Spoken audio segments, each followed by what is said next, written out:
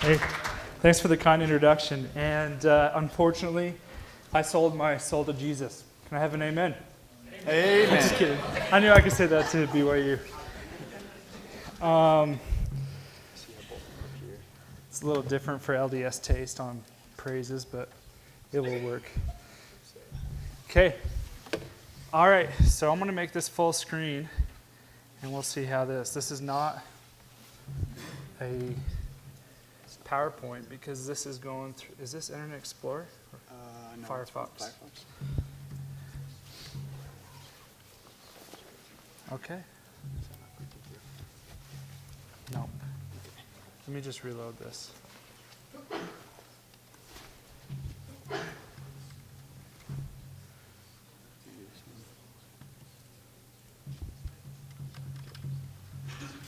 All right, we're just going to do it on my computer because I'll run it off of Chrome, which I like a little better.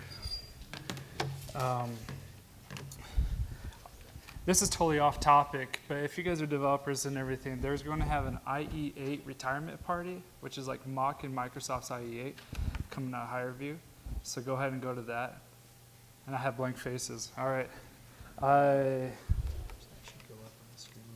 Okay, so let me just start off again.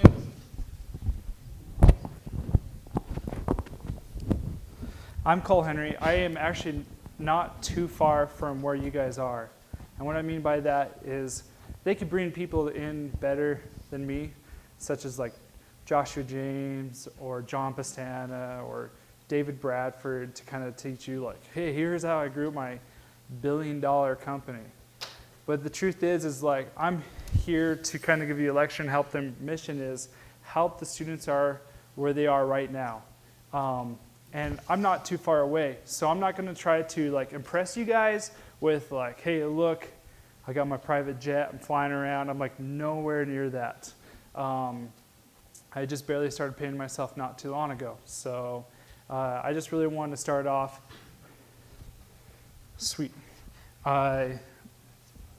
with kind of like my journey. And that's the reason why I have the lamest title for a lecture. That's called My Entrepreneurship Journey. And I always mess this word up, chronological order. And the reason why I'm saying the chronological order is so you guys could see and just say like, evaluate yourself to me about where you guys are. Hopefully this will inspire you for some things and also discourage you from some things. Discourage you from the bad, inspire you for the good, and kind of make it so that you know yourself better.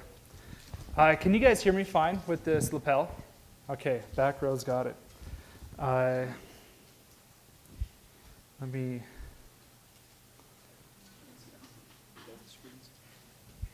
Yeah, I just need to. I'm just gonna. Where's my mouse? Oh, you got a clicker. That's right. No, that wouldn't work. Okay. All right. So I'm gonna strike a view. I want to get to know this kind of crowd. Okay. So the first question is, how many of you know what your major is? Like, how many of you declared your majors? So like 86%, like a quick guess. All right, next question. How many of you know that's going to be your final major? Like, raise your hands. A little less, let's say 73%. Okay. How many of you know this is what you'll do for your major after you, like, after you graduate, do you know you're going to do something related? Raise your hand. Whoa, way less. That's like less than half. That's statistics. It's around 40% people actually do their major for their career afterwards. But the truth is, even in college, 80% of you will change your major. So that may make you guys less confident, but the reason why I'm starting out with is because that was me. I've changed my major to 3 different majors 4 different times, back and forth, and I'll kind of explain more on that. But we're kind of in this like thought that you need to choose right now. It's like take the blue pill, take your red pill, and forever like hold your peace. It's going to ruin your rest of your life or make the rest of your life. And so I'm hopefully to say that like give you the confidence to explore, and that's not the case. It's more kind of like a video game that you play hours on end, and you could choose each character you want, and you can figure out like whose character you like the most, and you become an expert in that, and then you can crush everybody because you just know all the combos. Unfortunately, I didn't play that game a lot. I only just pushed buttons randomly with my friends, and so I was never good. Okay. Oh, I was supposed to delete this slide, but I seriously was. This is for a different presentation. And anyway, business majors are people who don't know what they want to do. I'll talk more about that since I didn't delete it. But let's just put it on table right now. Okay, so let me just start back from the beginning. I was one of those people that knew exactly what I wanted to do. Before I graduated from high school, I already declared my major. When I applied for BYU and I got accepted to BYU, first thing I did is I went on and declared international relations. The reason why is I grew up in a small town, Idaho, and it's, the demographic's the same. Demographic and like religion, demographic and race, different, everything, it was just the same, and the only thing that you learned in school was like Western civilization. So whenever I saw stuff from like China, that just was so different, it got me so intrigued. That's like, that's what I'm going to do. And therefore, I kind of studied into it. And then, so my track was I was going to get my PhD as fast as I could. I was going to be one of those like, whoa, you got your PhD so young, you're amazing. I was going to work for the State Department for a while, maybe try to become an ambassador later on. But then like around my 40s, late 40s, early 50s, I was going to do what all my family's done before, which is become a business owner. And I was going to become a business owner then. And for some reason, that I always thought I had to wait till the 40s and 50s to realize that goal. The problem with my journey in international relations was I was a class robot. I was taking like 17 credits on average. I remember one semester, this was my first semester I dated my wife, and I actually did all-nighters every Wednesday night because of my class load, and that's all I did. I stayed on campus, and I did just schoolwork. Every Wednesday night, I didn't go to sleep until Thursday night, and because I only got to see my wife on my weekends, we're from the same hometown area, but we went to different colleges. She went up in Idaho.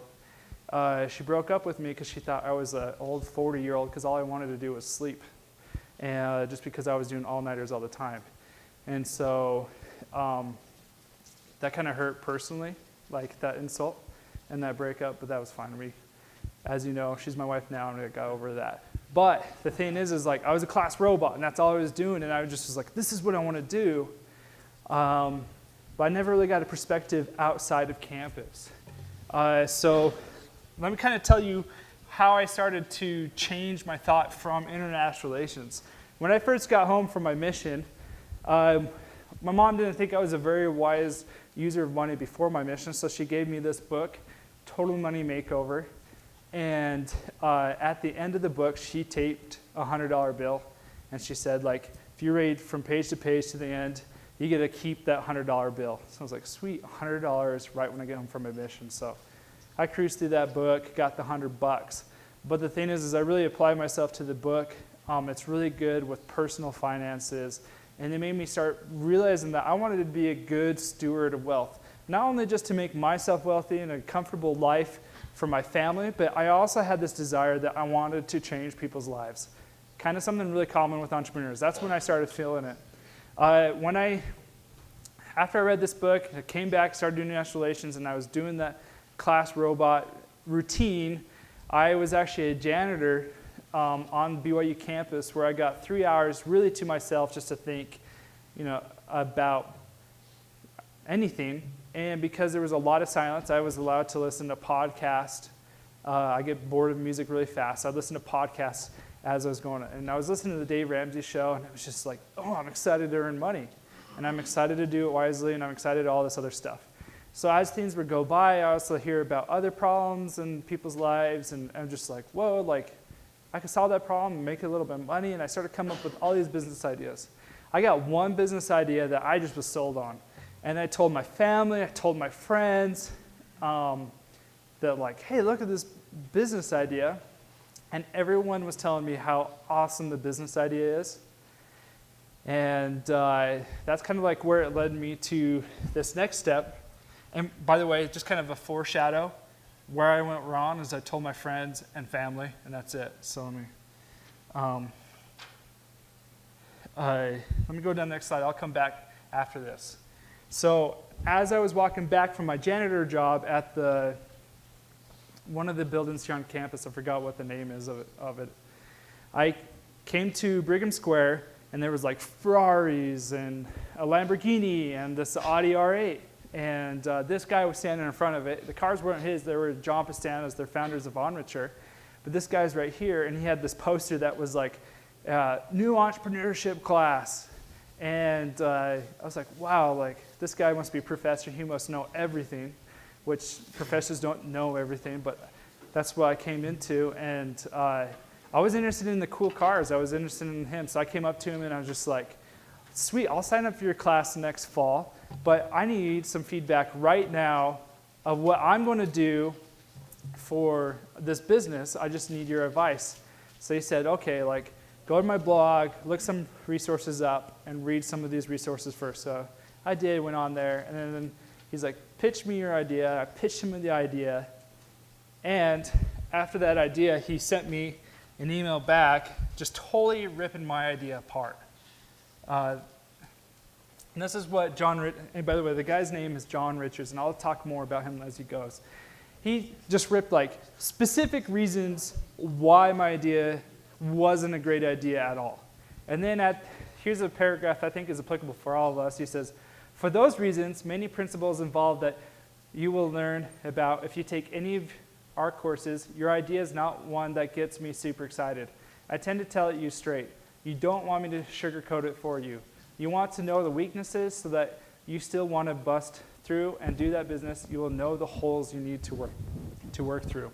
But I think he convinced me enough that it was a horrible business idea. So I decided to put that on pause, and I was like, this guy was the first guy to tell me my idea was worth crap. And sorry for my language at BYU. And so I decided I need to learn from this guy.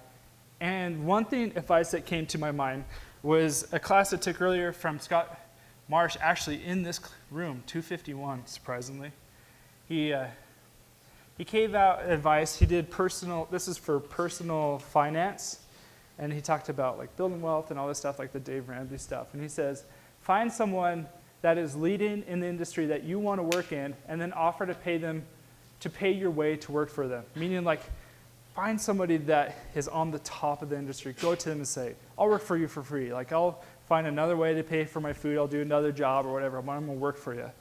So that's what I decided to do with John Richards. John Richards, I first had to take his class, and I learned a lot from his class.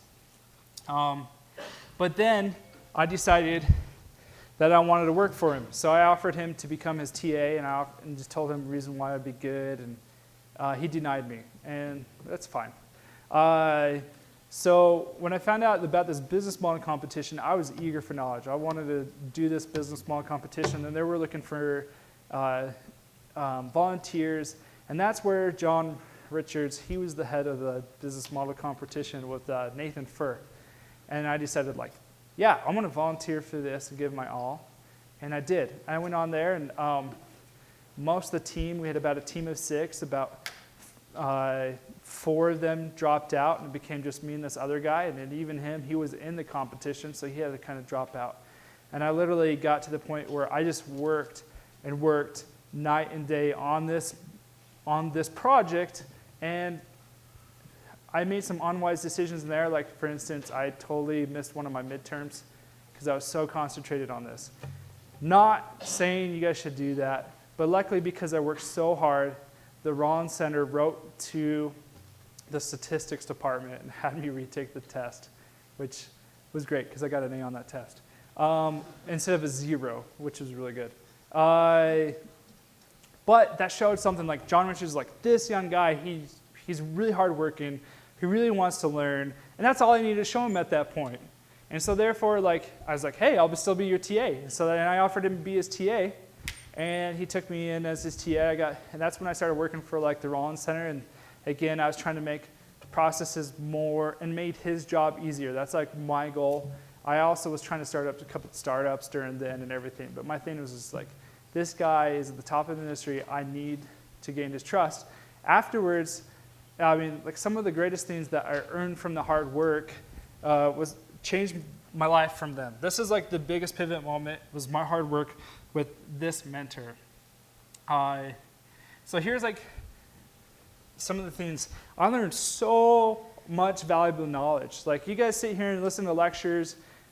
I listened to him just in personal conversations and everything. I'm not saying this experience is better than what you guys are getting, but the thing is I got close to him. I was able to ask specific questions about his past and everything, and I learned so much. I also learned from people that he brought in, and he would take me to like Utah Angels investment group and watch the pitches of people, and he would tell me why that startup is not going to get his money, and why that startup could possibly get his money. Most likely, they're not going to get his money. So I learned a lot of what not to do. And then I earned his trust. So that thing was really big. That gave me a lot more learning opportunities.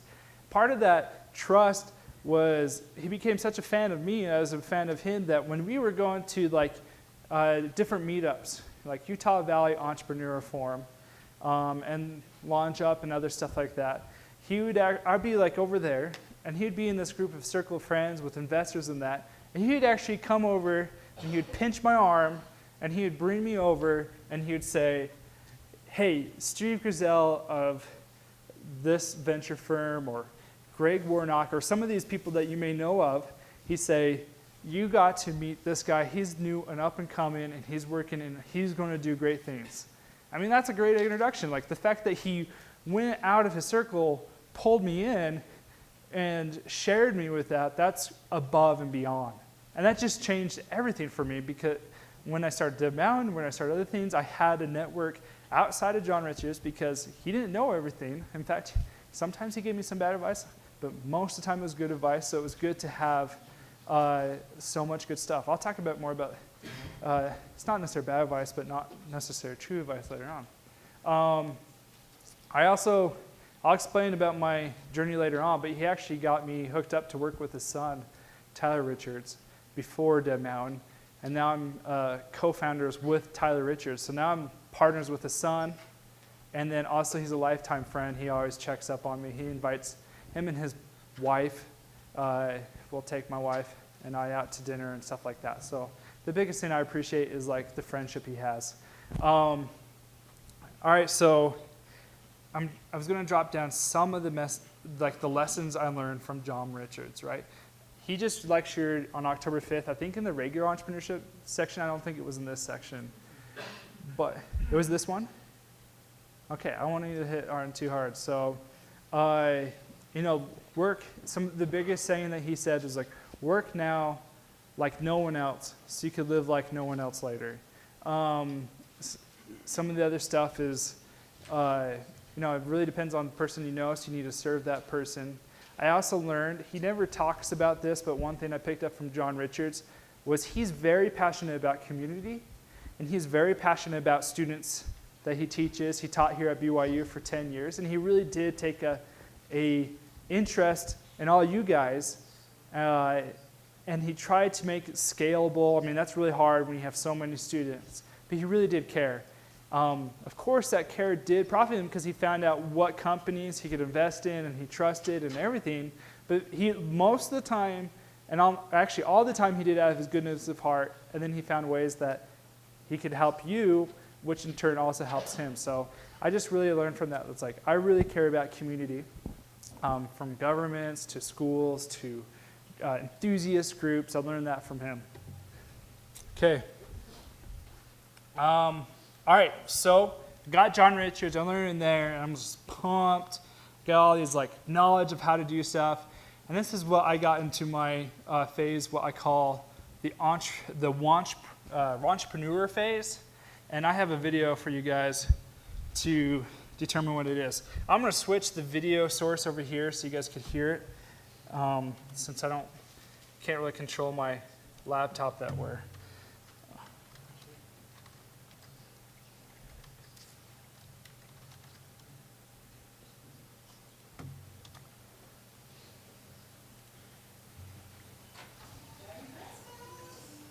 Okay, we'll skip the ad. Two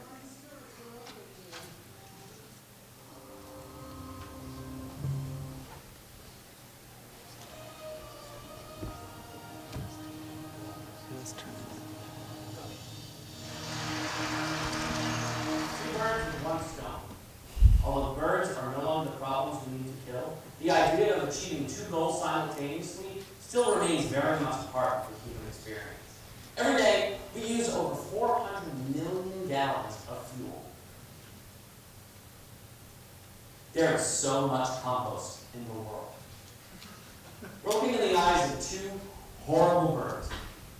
And we just need a rock that is big enough, efficient enough, and innovative enough to bludgeon them. That rock is an idea. My idea: to create a car that runs on compost. So how does it work? Well, it's quite simple.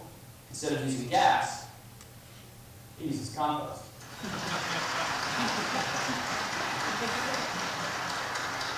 Compostization. That's my idea for what we'll call the process of converting compost into fuel. The idea is there. It just needs implementation. Step one: devise an idea to create a car that runs on compost. Step two: create a car. We've already completed step one. How would I do it? I link up with implementers, and then we share the money. Once the car is produced, we will sell its designs to a major automaker. That's another idea. We just need people to do those things. It'd be great if the car itself were closed. In my mind, we can construct the car using technologies already available to us for just half the cost. The economists will try to tell you this is impossible. I've already thought of that. Feasibility goes with implementation. I'm not involved in that. Get the best engineers, pay them double what they make, and I'm confident they will do this. The upside is just too great not to.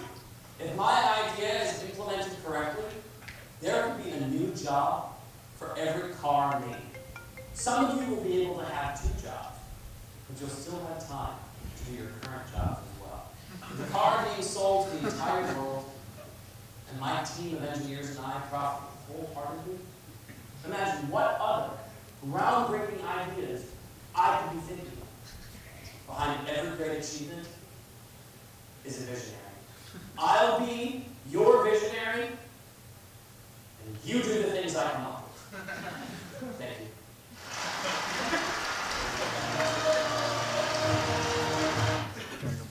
Yeah.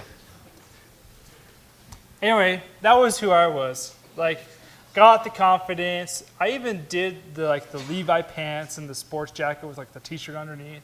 Like, I'm an entrepreneur. I'll be business.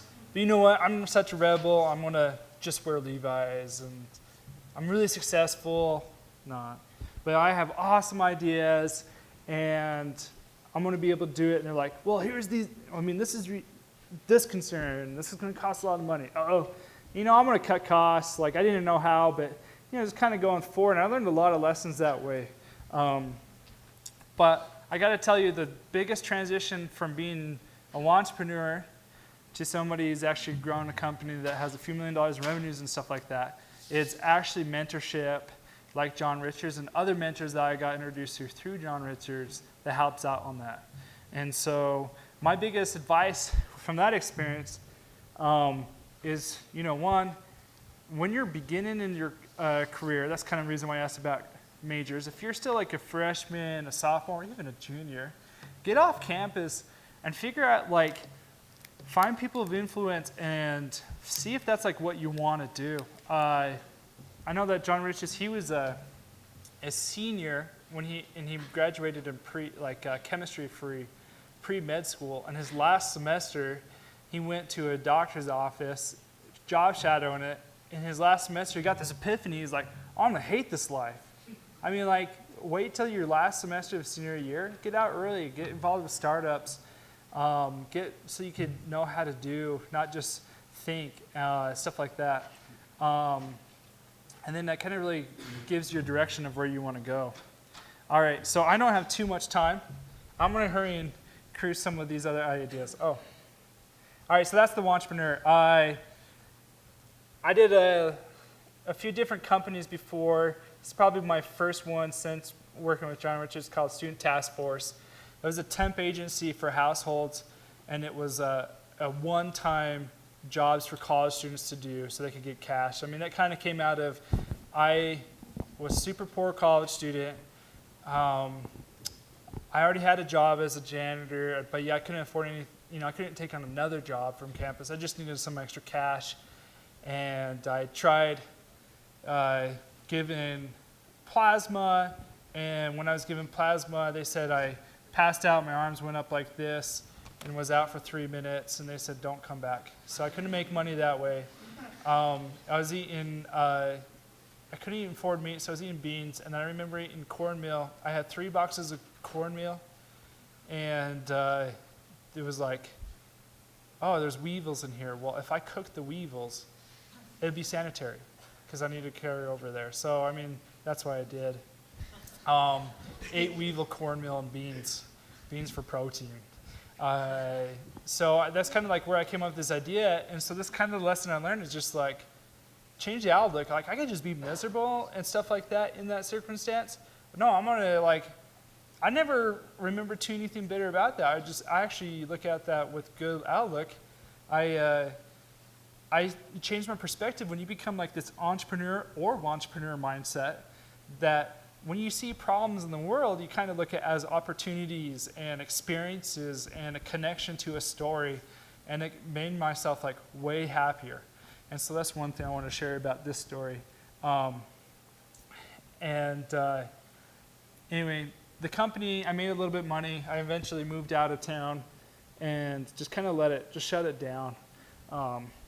If anybody else wants to start it, I'll become your client. I always have one-off jobs at Dove Mountain, and I wish there was a student task force so I could just go to a website. So this is the jobs I needed, and have these like college students say, hey, I'll come do that. Anyways, if someone wants to take that simple idea, that's fine. The lessons learned, I don't know where that came from. All right, they're here. This is kind of lessons learned from just that little startup. We worked with some other team members. Some team members were better than others, and part of that reason was those team members that had the passion and the vision that you had worked better. But the thing is they didn't just have it. It takes around, I just learned this recently, it takes around 10 times of telling your vision to sell the vision. And I remember some of the awesome performers were those person that had to hear the vision 10 times why it was. I'll skip number 2. Skip number 3, haters. I was just going to link up. I created that. University of Utah on their forums just ripped me another one. Oh, Colt Henrie is going to be your guy to smuggle drugs because he's doing this student task force stuff and all this other stuff. I'd get hate mail from Utah State. It's like, guys, I'm just doing Utah County. It's not that big of a deal. And I was just like, this is awesome. It kind of feels good to have a haters. That means you're actually doing something. And then also, John Richards, he gave me this advice of, look, there has been online temp agencies in the past that have failed and everything, and here's the reasons why you could have troubles. He never said why it's going to fail. The reason why is I found out later about a company called TaskRabbit that is like Uber. It came out before, it was around the same time as Uber when they first started, but it's like you go on TaskRabbit.com, you say the task you want, people come say they'll do it. It's like the Uber for task, and they're in half the country now, so it can be done. All right. Anyway, so how much time do I have left? 25 minutes? Okay, I have enough time to do this. This is really important. I've heard that this guy's anyway, here's some advice. If you're looking for some coders, go to the mobile app competition.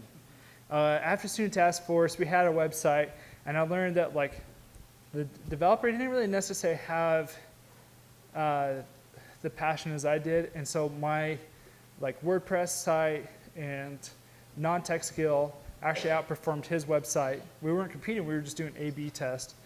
And so that was good for a minimal viable product. So that's the reason why I was going out there and finding out from my network of entrepreneurs that they were saying, if I was to go back to college, I would do computer science. And here's the reason why. And to summarize, it's kind of like the Stanford model of education. They believe in the T model. So it's like a breadth knowledge of business and breadth knowledge of entrepreneurship with an in-depth, there's your T, in-depth knowledge of a hard skill. And that could be engineering, computer science. It could be accounting, if you have like accounting business and stuff like that. And that's kind of like what all these entrepreneurs were telling me. And I had this other business idea that I thought was just like absolutely genius. And I decided that like I need to get this done. So I decided I need to learn how to do some code myself. And that's the reason why I went to computer science. And kind of, it was really, for me, it was very slow. It felt like Windows 95 was just released last year. And I didn't get that far. I'll talk about how that transitioned into Dev Mountain later on. Another problem with this business idea was I needed developers even at this time because the wind of opportunity is here. In this idea, there's already competitors out there that are killing it and growing. So I was going to like mobile app competition. I was going to the web dev meetup. I was going to ACM and all these meetups. And just for students, these guys get approached all the time with internships and everything, and I would sell my idea. And they were seeing me as like that entrepreneur, the business guy, right? Like, I come up with the ideas, you do what I come up with, kind of like relationship. And it just wasn't working out. Put that on pause. I'll show how that has changed to later, how that changed, because this advice might help those who are looking for coders. Okay, so as I was doing this new business idea, John Richard came to me and was like, hey, I need some help. I'm doing a Boom startup, but it's a free internship. And luckily my wife was earning a little money. She was my sugar mama. And I decided, I sold her the vision, and my wife's amazing. She is very supportive, and this is the reason why I love her. She's like, yes, I don't want you to be stuck in a corporation job. At the time, she was in this huge corporation and was one of like thousands of employees, and they kept statistics on everything. I swear they kept statistics on how many times you used the bathroom to see like your efficiency, and she hated it.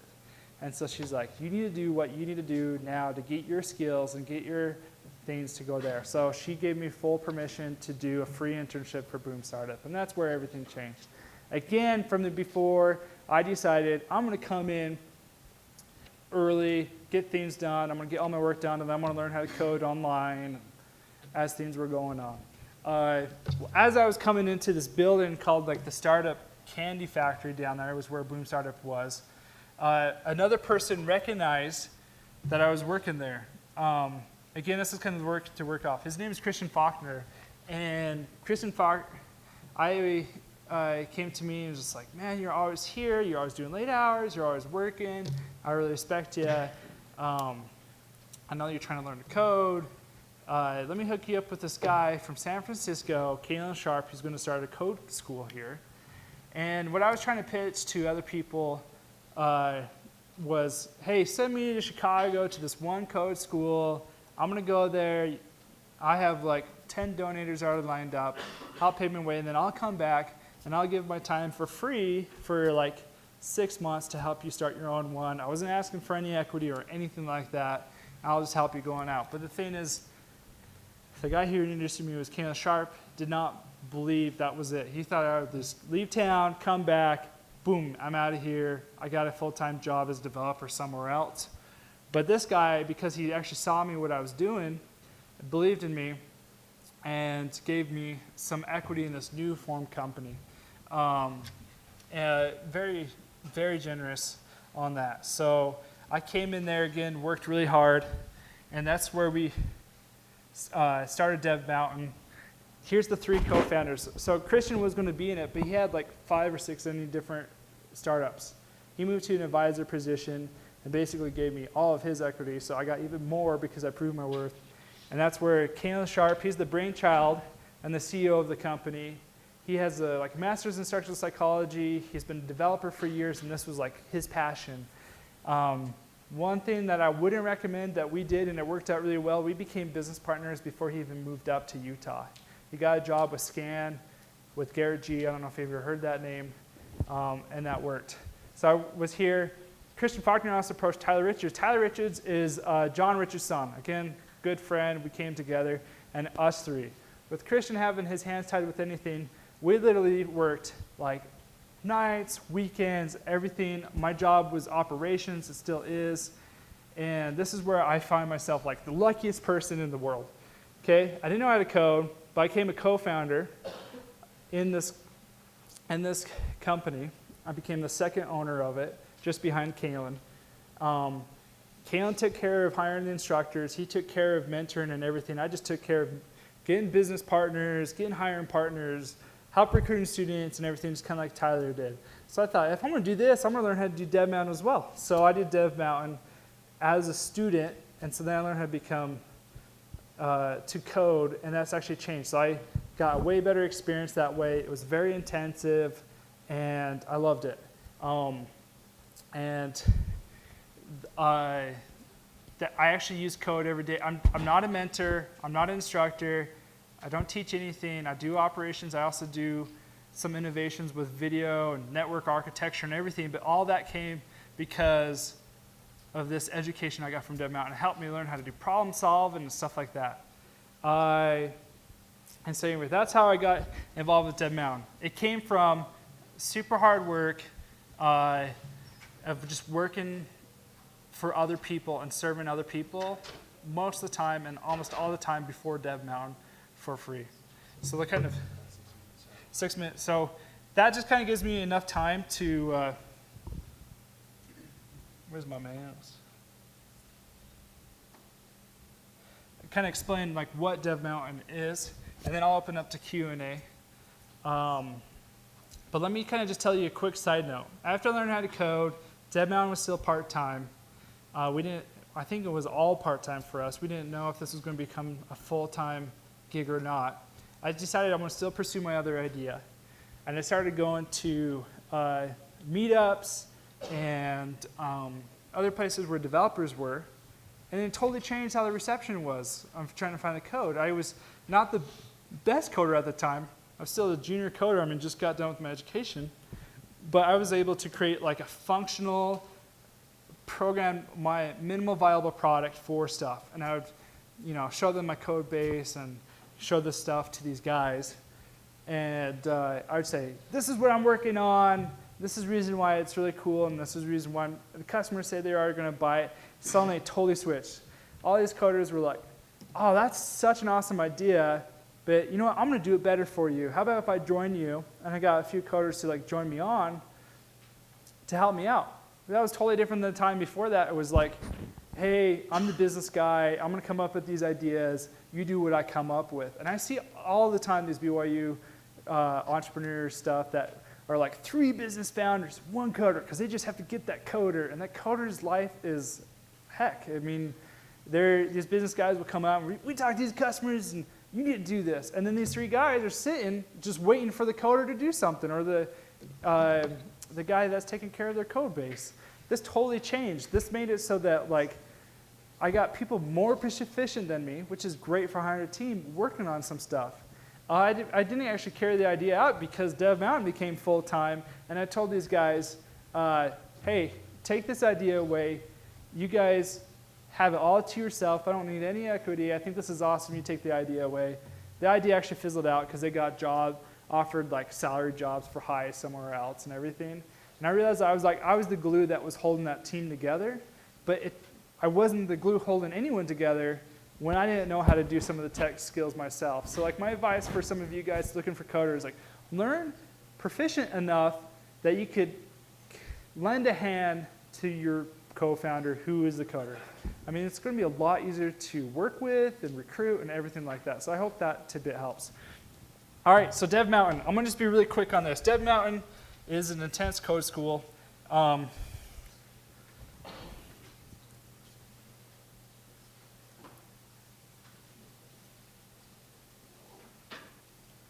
Back in 2012, there was only one. in 2013, there was like Dev Boot Camp, Hacked Reactor, and other stuff, and that's how I kind of learned to know it. Now in 2015, it was over 75. So we hit it right there in 2013. That was just brand new enough that we were able to do a minimal viable product. I'm really ashamed to say this, but our first website actually wasn't our own code base because Kalen was too busy with scan.me that he did a WordPress website. But people were so hungry for it, they still applied and became applicants. That's not the case for a website. It's totally custom. We have our own customer management service in it and everything that we built out.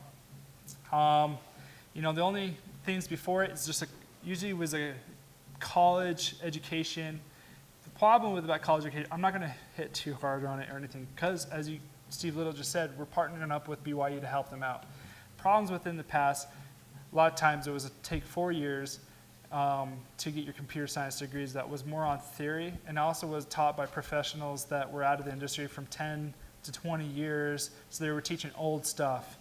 The reason why, or you could have done it on yourself, a lot of times that didn't work out. And then suddenly the internet's going to come save us, Code Academy, blah, blah, blah, and all this other stuff. And that's what I tried. We love those guys. They come in and they do it before they come to Dev Mountain just to know if they like it. But this is how it felt before. All right, how to draw an owl. Draw one circle, draw the other one. Boom, you could do the owl, you know. That's how it kind of felt. It was very breadth. It reached a lot of people, but it wasn't very in-depth.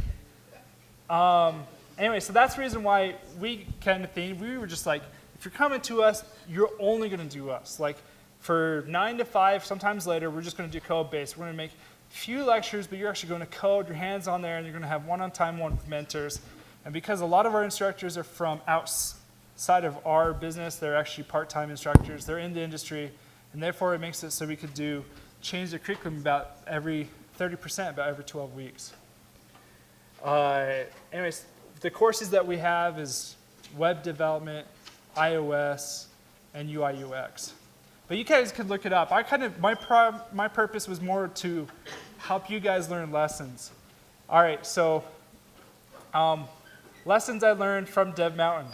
Hire the right people. Part of the right people was we learned that we should get out of their way and not control them too much. When you kind of control, you stifle innovation and improvements. So we need to give them context, not control. Like, this is what we're going for. You tell us how you want to do that. My wife, she's been there. I can't say enough. I wish I had a full lecture on just the way that my wife supports me, and I always would be loyal to her for that. All right. So how many times? So we know class images and we have that discussion. Okay, so there's Q&A later on. I know that was just kind of like a war story, but let me just tell you what I hope you guys got from it was that it's not too late to change your major, or not change your major at all, but it's not too late to find your passion and pursue it. Number 2, once you go off of campus and find your passion, because you may not like what you think you like. Number 3, when you find that passion, find somebody in the industry and slave away for them, because it will pay dividends, not now, but in the future. And then 4, be honest with your ideas. Go out there, find people that are better you, recruit you, and get some advice back. And kind of be like a product atheist in the fact that your idea may not be the best idea. So learn and maybe try to make your idea eventually become into a best idea. So hopefully that's helpful to you guys. Enjoy the rest of your week. And if you have any questions, I guess we'll do Q&A. Thanks, guys.